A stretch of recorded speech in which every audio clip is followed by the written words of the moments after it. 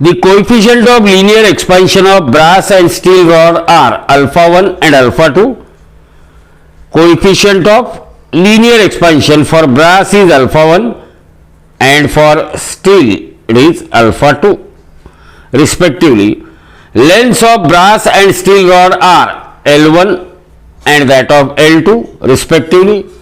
Now see here, if L2 minus L1 is maintained, L2 minus L1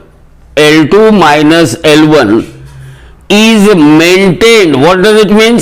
It means that if we heat or if we change the temperature of both brass and steel rod, we know that they undergoes expansion, and their expansion is such as L2 minus L1 is maintained, it means delta L2 minus delta L1 it must be 0 or delta L2 it must be equal to delta L1.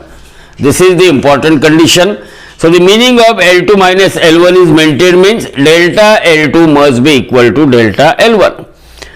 Now same at all temperature, L2 minus L1 is maintained at what? At all temperature means delta L2 is equal to delta L1.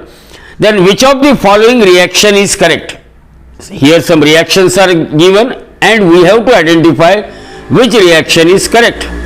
So by definition, delta L1 is equal to L1 alpha 1 delta theta, because coefficient of linear expansion alpha is equal to change in length per unit original length per degree rise in temperature, therefore delta L1 is equal to L1 into alpha 1 into del theta.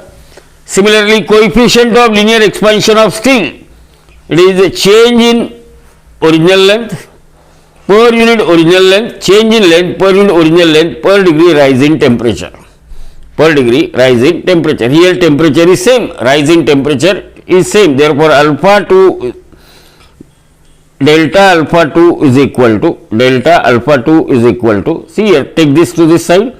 So it is alpha 2 L2 alpha 2 into del theta. This is equation number 2. So we are having equation 1 and equation 2. See here, delta L1 is equal to delta L2.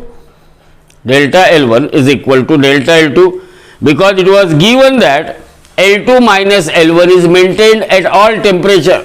L2 minus L1 is maintained at all temperature. It means delta L2 is delta L1 equal to delta L2. Therefore L1. Now put the value of delta L1 from equation 1. L1 alpha 1 del theta is equal to delta L2 is what? It is L2 alpha 2 del theta. So this change in temperature on two sides get cancelled, and we had the relation L1 alpha 1 is equal to L2 alpha 2. L1 alpha 1 is equal to L2 alpha 2. So out of 4 relation, here 4 option D L1 alpha 1 equal to L2 alpha 2 is the correct option for this question.